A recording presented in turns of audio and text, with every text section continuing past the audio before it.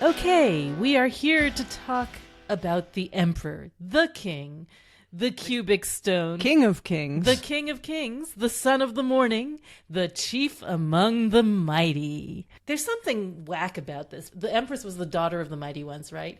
And he's the Chief among the Mighty. How come he gets to be a chief and she's the daughter? You know, is that fair? Is this just like Victorian patriarchalism at work?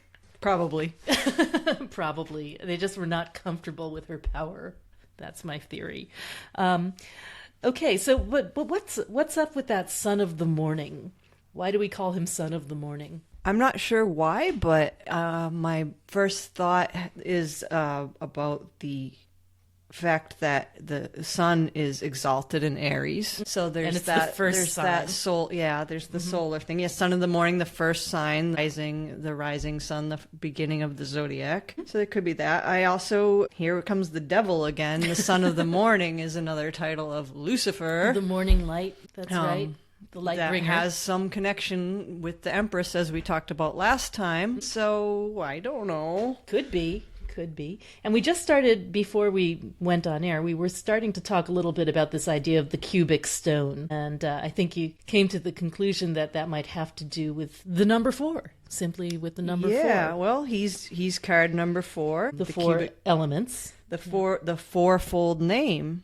Mm-hmm, Yad He Vav He, the Yeah. fourfold power, the fourfold name, the tetrad. There's a lot of symbols of... It's interesting because he's not associated with Jupiter or Chesed.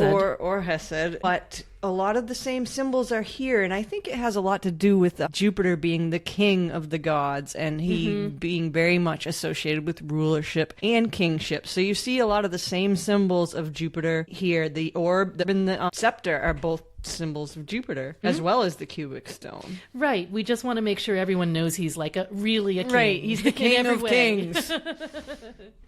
Chief among the mighty. Right. Commander-in-chief. Right. So, however, his primary astrological correspondence in both these cards is Aries. Aries. That's right. The very first sign of the year, March 21st, from the spring equinox through April 20th or so. And as you were saying, the sun is exalted in Aries, so we see rulership. Ruler is Mars, Mars, but the sun is its exaltation. Right, exactly. And what we see above all in terms of the references here are rams everywhere, horns everywhere. Right, yep. The last card was the all Venus channel, and this is the all Ram channel. That's right. Okay, so let's have a look at the rams. Let's look at the rams in the Waite-Smith Emperor. So in that card, you see 4 rams, That's right. another 4 reference. Mm-hmm. So there's 2 on the back of his throne and 2 on the arms of his throne. Mm-hmm. That's right. 2 sideways ones and 2 forwards ones. Right. And in Crowley's card, there are 2 rams, 1 over each shoulder. Mm-hmm. And I think it's interesting because, particularly interesting in the Waite-Smith one, that you have mountains behind him, which is a natural habitat for a mountain sheep, I guess. Right, I to think climb. Crowley calls the rams in his the wild mountain rams or something like something very virile. Yes. You want to make sure that that these are untamed rams. However, he does also have the lamb, the lamb, ram and lamb. So in the lower right of the Crowley card, you can see a lamb holding a little flag, and the lamb has a bit of a halo going there. Yeah, that's the Agnus Dei, the Lamb of God, the sacrificial lamb, and also the idea that that when you can domesticate the ram with good governance, with the administration of human authority, and create this docile creature. And there's the whole sacrifice thing. There's also in a leader, there's a willingness to sacrifice oneself for the good of the the country or the those It's well when. there maybe at one time there should be or there was. It's the ideal. Yeah, perhaps we should move on. Yeah, we're not bitter. Yeah, okay. So let's see. I also feel that, Mars being the ruler of the card, they both feel so martial. I mean, I guess it's that Gevura red that's like splashed all over them. Yeah, we'll talk about red color when we more. get to the colors. It's very red. Yeah. There's that sort of that full feeling of energy that activates the beginning of the year. We can talk about that now, just since it's a natural segment. Yeah, might as well. Yeah. Okay, let's talk about red. Yeah, so the colors of this card are all basically different forms of red. There's brilliant red, there's regular red, there's brilliant flame red, and then there's scarlet.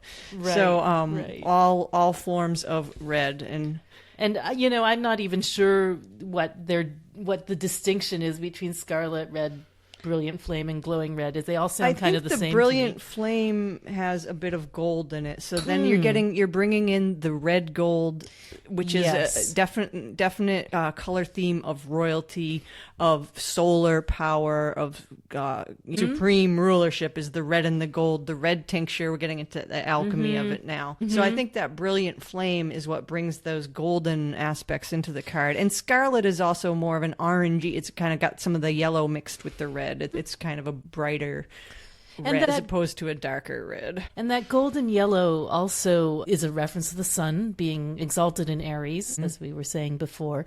And, we'll talk about whether or not there is a reference to Tifereth or not when we get to the Kabbalah. There's controversy ahead, folks. Okay, so anything else about red? Well, I think it's, what? Regardi says that any paths that are red in all the scales. And I'm not sure what he means by that in relation to any other paths, but it's certainly true in this one. Yeah. What, the tower maybe? Yes, that's true. Yeah. The tower is very much red, because that corresponds to Mars. Mars, yeah. And this is Aries, so they're both very similar. Maybe that's what he was getting at. Maybe that's what he's getting at. I mean, I think it's so interesting that we see in the Wade Smith Emperor, he's clothed, absolutely clothed, head to... Well, not head to toe, but shoulder to knee in he's red. Draped in his red robe. Yeah, and underneath that, unlike, say, the Magician, where you have the white sleeves underneath, and the Queen of Pentacles, where you have the white sleeves underneath the red vestment, you have armor underneath, which I always read as a reference to his hardness and rigidity and, just being a square, man. Does he have... Here, have a look at this. I'm handing Mel the card. Does he have a ram on his shoulder? Looks like it, yep. Oh, so there's 5 rams. 5 rams. We missed one. Well, 4 was such a nice number. Yeah, 4 was perfect for him. I think that is a ram on his shoulder, though. It kind of looks like it. Yep. I'd never seen that before. Hard to see, but... And then he's got the orb and scepter. Rulership. I like to call the holy hand grenade. But here, we talked about that because that's also in the Empress card. And so here we have the counterpart, the Emperor, also having this orb of dominion. The round part is the globe, the earth, and then there's the cross above it. So the structure of 4 directions. So it's showing dominion and structure over the earth in this case. And I also, when I see the Emperor card, I often think, and when I see that orb, I think of the Masonic square and compass. So there's the cross, which is composed of, well, basically 4 squares, 4 corners there, like the yeah. And then the circle, which is what the compass defines the circle. So, and those are the tools of, an architect, a master builder. And I also think of this card as the great architect, the master builder. The one who creates design over the force of nature. Right. Then they say that's why the Empress comes before the Emperor, because if the Empress was not there to bring forth the forms of nature, there would be nothing for him to rule, nothing for him to structure. And without his power, I mean, nature would surely be very chaotic without some form of structure occasionally imposed on it. Occasionally imposed, yeah. But it's a losing battle. I mean, look what happens to the roads. Yeah, she'll always win in the end. Yeah. The Waitsmith Emperor doesn't get a Maltese cross on his. He just gets something that looks like the golden apples of Eris. Yeah. Oddly enough, it's just like a sort of a round thing. Or a grenade with the pin pulled already. Oh, and there's another ram in Crowley's card. It's on the head of his scepter. On the scepter. Yeah. Where Waite's card has the kind of like an ankh, but not really. Crowley's has the ram head. I think it's supposed to be, it's the crux ansata, the handled cross, which is I think the Christian Western stylized version of the ankh. Actually, I was just looking it up in the symbol book, in Penguin's Dictionary of Symbols, which is a terrific reference that you might wish to have on hand. And it actually says that the so it basically just says that the crux ansata and the ankh are related. And I believe that that Waite actually thought of this as being that symbol. As in the pictorial key, he talks about it as the crux ansata. And it's that union of the circular and the circle and the line. So circle and the cross again. Circle and the cross. So it's a union of feminine and masculine, but also the circle or oval of the ankh representing the endless cycle of, life and death and renewal. I believe that the ankh was also considered a key type. Yeah, it is a kind of symbol. A form of key. Yeah, that you bring with you and when you're... Speaking of symbols, the little Aries glyph on the top of the Emperor's crown in the Waite card. That's a nice touch. Little propeller. Oh, and another reference about the rams that I thought was interesting is the ram is often a symbol of Amun-Ra. Oh, really? So that's the king of the gods there. So again, another kingship ram, much more ancient reference. And of course, because we live in the modern world and we don't have rams around, we don't think about it that much, but the ram is such a aggressive beast. We know what we know about rams is that they clash head on.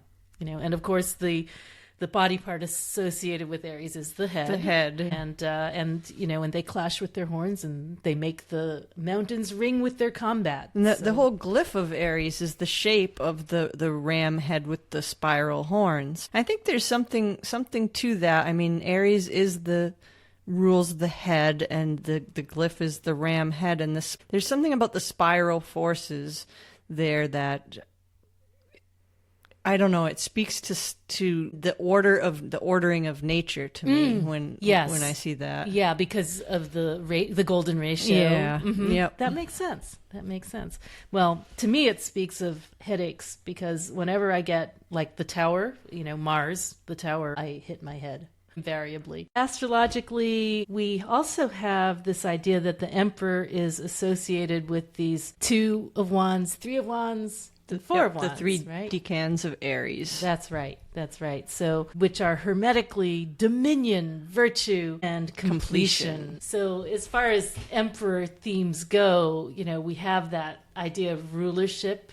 You can't really get any more martial than dominion, because it's both Aries and Mars ruling the Aries, decan. right. So it's like it card's the boss. Right. And there's not a lot of reflection and introspection in the first decan of Aries, let's put it that way. And as well as the Emperor being that sort of red martial, red of Mars, red of Aries card. But yet it's a 2, so Hakma, so that's why there's blue in it too. And then the idea with virtue, so there's this idea of good governance, the lamb being the well-governed version of the ram, that kind of goes with this idea of virtue. In the Waite 3 of Wands, you have where, you do your best, you make your best investment, you act according to principle, and then hopefully you'll get a return on investment. You can see that with the guy waiting for his ships to come in.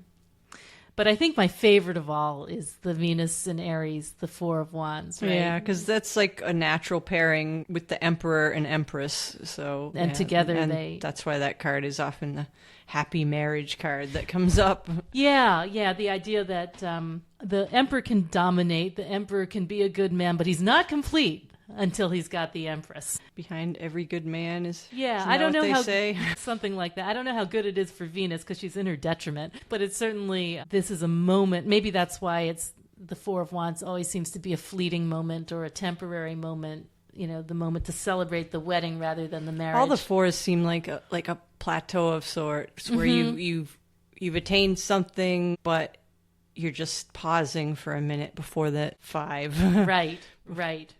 There's a moment of rest from strife, as the Four of Swords says, right? Yeah. Should we do Kabbalah? We're going to have to get into that whole thing. All right, we're going to have to get into the whole Kabbalah thing. So what you're hearing is some nervousness on both our parts because here we go into the first, well, really the only divergence in terms of path assignation on the Tree of Life within the Golden Dawn, because whereas Crowley basically adopted most of the path correspondences on the Tree of Life, he did make one very major shift, and we are here. You want to describe it? So it stems from when he received the Book of the Law. There was one enigmatic line in there that said, Tzaddi is not the star. And for many years, he himself was trying to puzzle out, well, if that's true, then what is Tzaddi, or which is the star? And eventually, many years later, he came to this, I think, rather brilliant conclusion that Tzaddi is the emperor and the star is He. So he basically switched their Hebrew letter attributions, and because the attributions, you don't switch the paths are the paths, but if you switch the letter, then it ends up on a different path. Right. So he ended up moving from his traditional placement, which is between Chokmah and Tifereth, to lower down on the tree. Between Netzach and Yesod. Yes. Which, at first glance, you might think, well, that makes no sense at all, because wouldn't this very masculine card belong on the path between the Father and the Son? And you'd think, why would you move him to the very feminine path between the Venus and the Moon instead of the Sun and Jupiter? So at first glance, a lot of people are like, no.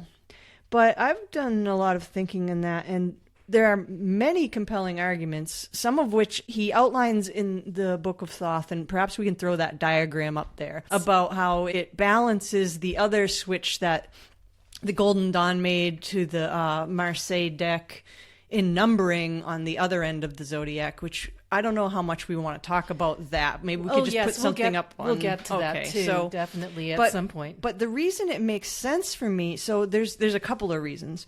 One reason is, okay, so we were talking about how the emperor's function is to order nature. So the Empress is very much that chaotic, feminine outpouring of desire and nature, whereas the emperor seeks to structure and rule that. So it kind of makes sense that, so he's placed on that path in order to master and structure those forces of desire and those forces of those very more feminine subconscious or unconscious forces. So his task really on an exoteric level is the governance of the world, but on an inner level, that's to govern those forces within yourself. So what about the connection with Tzaddi? How do you see the Fishhook connection? Tzaddi meaning Fishhook, and we look to see if there's some kind of reference to that within the card or in the imagery. Well, right there, I mean, when I think of the Fishhook, to me that seems like a masculine symbol, whereas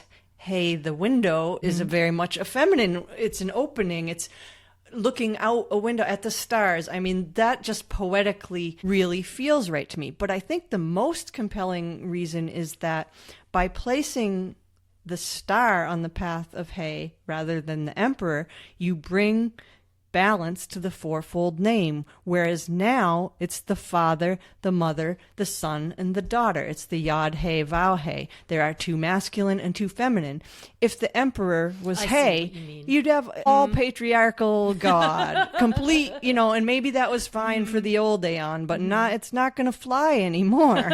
Now we have a balanced divine name of God with both masculine and feminine aspects. Okay, so as you can see, Mel has a very well-reasoned and thought-out and well-considered rationale for seeing the way Tzaddi makes sense as a correspondence for the Emperor. And if you use her decks, the Rosetta and the Tabula Mundi, you'll see that correspondence, and it's worked in graphically as well as in the underlying esoterics. I personally use the traditional Golden Dawn assignation, which is the Emperor as He. For me, that has to do with the idea that, again, that connection, as you were saying, between Chokmah and Tifereth, the Father and the Son. But also, for me, when I think of He as a window, that seems appropriate to me following the door, because the door, you have to go in, you have to go out, but the window serves a different purpose. The attribute that goes with He is sight.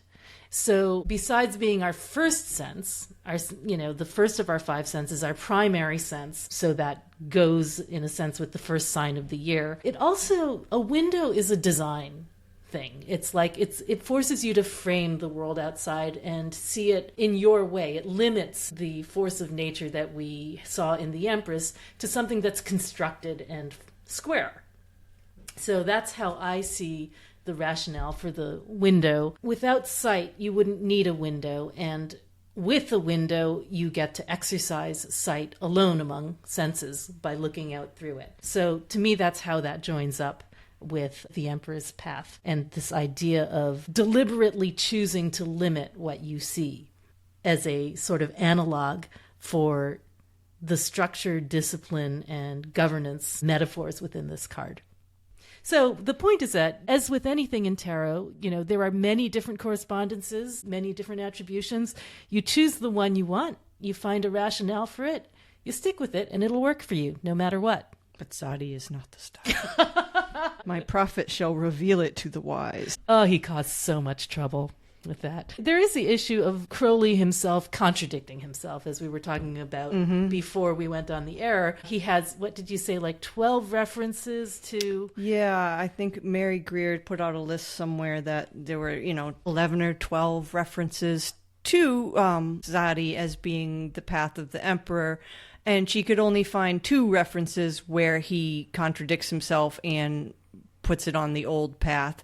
And I think there's some credence to the theory that, after 30 years of doing it one way, he only later in his life came to this new conclusion that, some maybe old ingrained habits weren't edited out of the text or something. Right. So I have the actual quote from the Book of Thoth here, where he says, "It is finally to be observed that the white light which descends upon the Emperor, indicates the position of this card in the Tree of Life. His authority is derived from Chokmah, the creative wisdom, the word, and is exerted upon Tifereth, the organized man." So there's some sort of a shaft of white light from the upper right of the card going straight across through the middle, which you said also. Right, but both paths are diagonal from upper right to lower left, so it could actually, artistically, it could apply to either. From Netzach to Yesod as well, because it's the same sort of orientation. You can see it either way, even with that shaft of light descending from the right. I think we got through the Kabbalah. Yeah, I think that's enough from that context. There's a lot more you could say, but we won't go there for Okay. Today. Shall we talk about sulfur? Sure, we can talk about sulfur. Okay, so remember that we had the alchemical correspondence of salt with the Empress, and we've had the alchemical correspondence of Mercury with the Magician, and now finally we have the third leg of the tripod, which is sulfur. And that is the alchemical correspondence for the Emperor. So where do we see that in the card? So on the shield, corresponding to the It's on the other side of the card from the Empress's shield, but we've got the red eagle, the double-headed eagle. This is on the Thoth card. On the Thoth card, yeah. So whereas in the Empress we had the white eagle holding a lunar crescent, here we have the red eagle holding a solar disc. Yes. And it's a very fiery, phoenixy looking red eagle at that. Right. And as we were saying in the previous show, the red tincture, the red eagle, represents the refined next step of the white eagle after it has had things done to it. It's the counterpart to it's the solar counterpart to the lunar white eagle, or you could say the silver, the gold to the aurum to the ore, the gold to the silver counterpart. Right. And then we also have famously the Thoth Emperor's body position. So we saw that the Empress had sort of a rounded, loosely salt glyph-like position, very loosely. And we have something similar going on. Right. So the symbol for sulfur is a triangle, upward pointing triangle, like the symbol for fire, with the cross beneath it. So at least that's one of the glyphs. I think that there's another one that's more common. It seems that that's the one being postured in the card, though, because you can see he's got the his arms kind of with his head form the upright triangle, and then his crossed legs form the cross beneath. Right. I mean, it's pretty hard to contort your body into an alchemical symbol. I think they did very well on all three of Crowley's cards, mercury, sulfur, and salt. They actually do, if you look for it, you can see it in their posture, which probably wasn't easy for poor Frida to execute. A for effort, Lady Frida. Another thing that's interesting on the Thoth card is the two suns that are on his throne. He's sitting between, or they're on the arms of his throne, I guess. And there's two things about that. The first is that we've got the 16 pointed stars on there, which we talked about before as possibly being a compass in all the directions, which makes sense of, his dominion in all directions. That's another double eagle reference, is, seeing in both two directions, and the cross on the orb is seeing in all directions. So perhaps this relates to that. And I also think it was in Snuffin's book that he said that the 16 points are because 16 is the atomic number of sulfur. Now, I don't know if that's true or not. We could verify that fact, but he did say that, and I thought that was interesting as well. That's really interesting. Let's fact check Snuffin here. Oh, yeah, 16, atomic number, so he's sulfur. Correct. Correctamundo. So there's both the compass and the dominion over all directions reference, as well as getting a little periodic table action in here. Do you think... so out of curiosity, what are the other periodic numbers for the other three alchemical? Just to see if we can trace them down on the other cards. Salt, of course, doesn't have one because it's, it's sodium chloride. But mercury we should be able to find. Okay, so atomic number of mercury is 80, and that reduces to 8, which is the number of Hod, which correlates to mercury. Plus, we have the 8 over the magician's head in the Rider-Waite-Smith. So, yeah, it's very good. So, yeah, as we were saying, I'm sure it was all on purpose and shit. All right. So, what were you going to say? Okay, so back to those suns on either side of him. He sits between these two suns. I don't know if they're actually part of his throne or if he's in between them. 16 pointed stars, you were saying. It always makes me think of the mythology of twin suns. So both on the symbolic level of the solar twins as infants, which, by the way, Aries is the sign of the infant, which is very interesting. But also there's the mythology of our sun having a twin, so if you think about Earth orbits the sun, well, there's a theory that our sun orbits a larger sun in the grand scheme of things. And if I had to guess, it would be Sirius, at least in their theory. Right. I don't know. Every time I see the two suns, it makes me think of both of those things.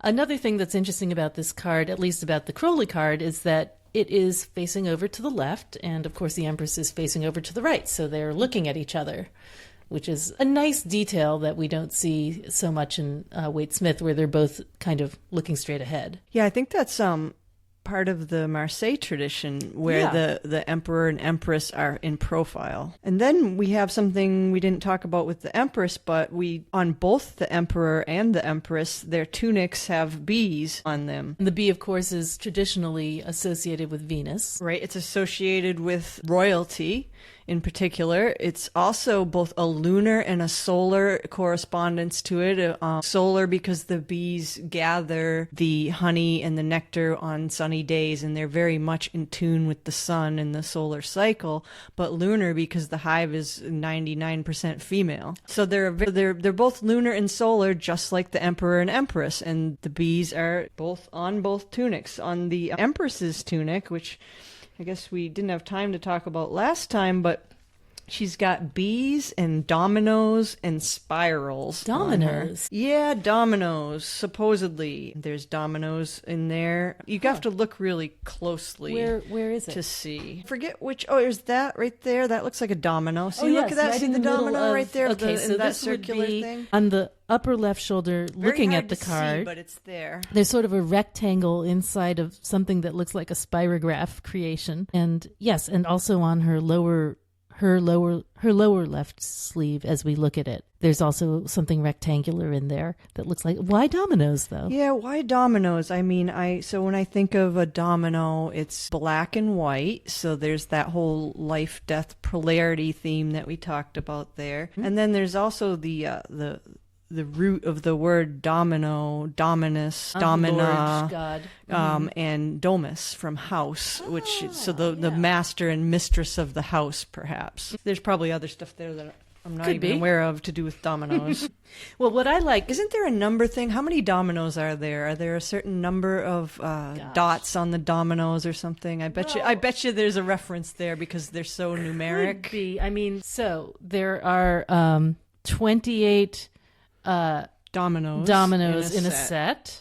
Yeah, and So that made me think the number, if you use the Crowley system, then the path number of the Emperor is 28. and the way that works is you have the 10 Sephirot, and then the Emperor is on the 17th path, which you would perhaps normally think of as the stars path if you weren't using Crowley system, and 11 plus 17? 11 plus 17. Yeah. Is that right? Yeah. Well, no, but it should be Because 10 plus 17. It starts with the Fool at 11. Right. Okay. So, well, anyway, I'm sure he did it because for that very reason. I don't know why the dominoes are there. But back to anyway on him, and we kind of backtrack to the Empress because of the bees, which are on both of their tunics.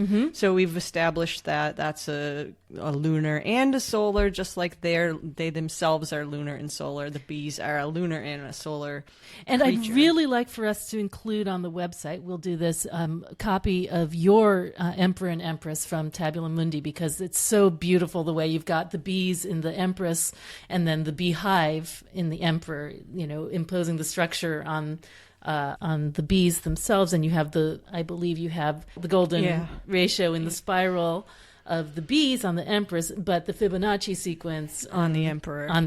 So, there's the rational and the irrational there. Yeah, It's the really, rational number and the irrational number. It's beautifully done. So I definitely think we should have that up there. And there's also the bees as a symbol of royalty. I've heard that in addition to being a phallus in the yoni thing, the fleur-de-lis is also a bee. Can we have like a drinking game, like first mention Every of time, phallus? right? That sounds fun. Yeah, shot of vodka. So I'm sorry, you were But saying... the fleur-de-lis is also yes. said to be the shape of a bee. So I can see that. Right, I can see that if I squint a little. Is that another sun behind his head? It is, in fact.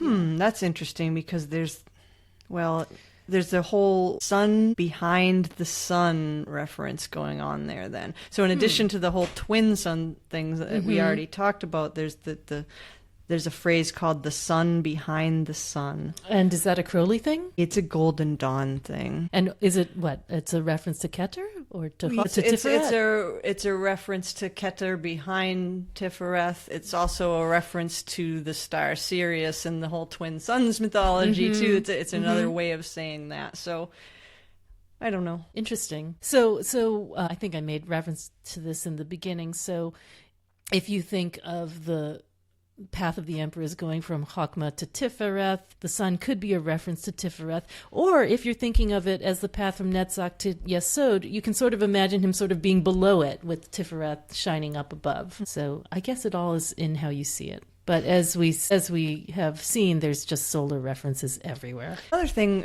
maybe we could mention is about the whole Aries thing. This is the first card we've done that's an astrological sign. Right. We've had the alchemical air for the Fool, and we've had the two planetary Mercury and Venus, but now we're to the first one that's a zodiac sign. That's right. So first single letter.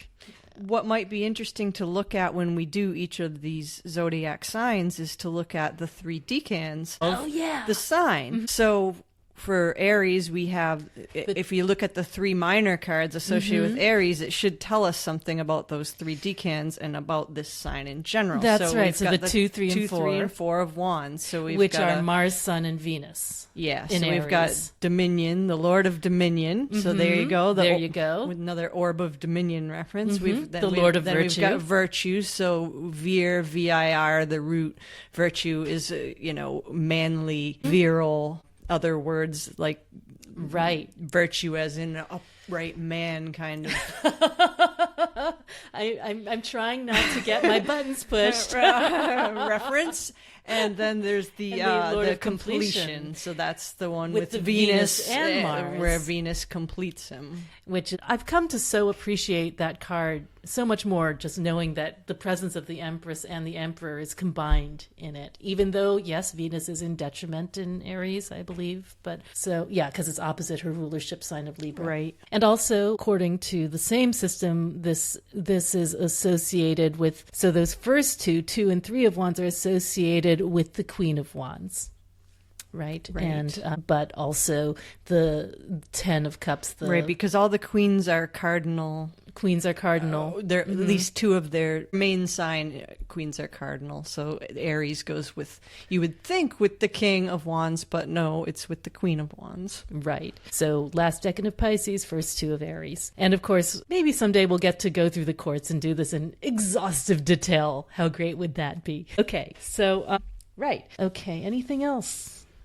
The eagle is associated with Aries generally. Right, it is, and we see it there. It's a military victory. You see it in heraldry a lot to signal the might and military victory of the emperor, or the king, or the pharaoh. Or And you see it on the top of, I think it was Napoleon who had it on the top of his flag standard. That's where you see it a lot on the American flag standard, the eagle. So there's and also the eagle is associated with sight. Interestingly, the ruby is associated with Mars, more red. The geranium, more red.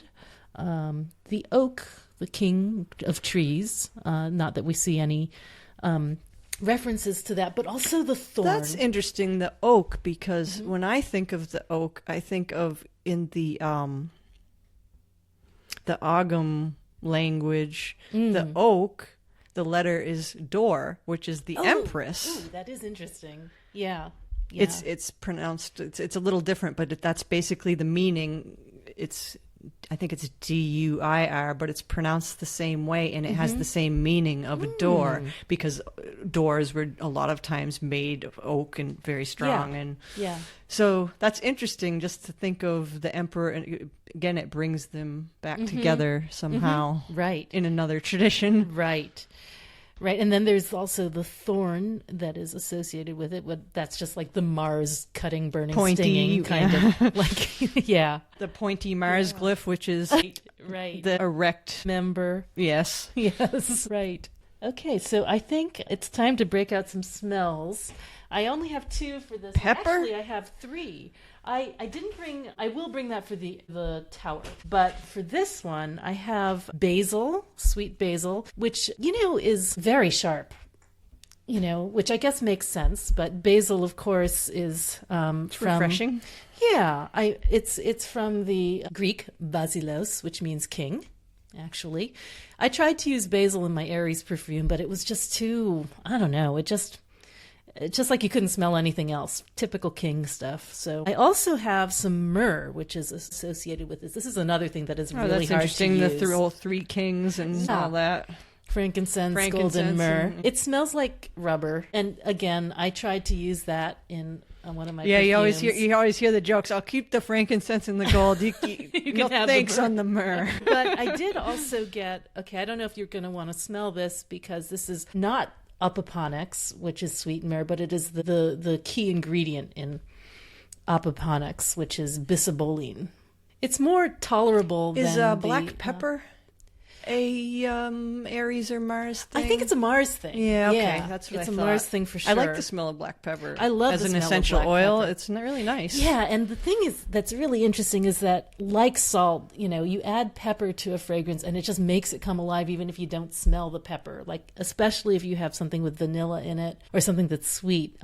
Just adding 1 drop of pepper just makes the whole thing go whoosh. So let's see, the musical note associated with this is C, because it's red, and that's the first color in the scale. So C is the first note in the scale as well. And so it's red all over. And so for those of you who are doing planetary magic, be sure to vibrate in C when you're on Tuesday. Okay, anything else? Are there do we have any other cards that reduce to 4 that perhaps we should bring into the conversation? Well, let's see. So we have there would be death. 13, death. Death, yeah. Yeah. That's interesting as a sort of counterpart to the Empress. Yeah, because we talked about that. Yeah, and if you think about like the watery components of the Empress being associated with like Hanged Man 12 reducing to 3 and Hanged Man is water. Yeah, we didn't even talk about that with the Empress. Yeah, didn't think of it. And of course, 13 death, Scorpio ruled by Mars as Aries is. Yep. So there's the connection between those two. That's interesting. All right. I think that's it for the Emperor, his fiery majesty. And be sure to come back next week for the Hierophant or Hierophant. And we'll get into the gnarly business of pronunciation then. I'm sure you can't wait.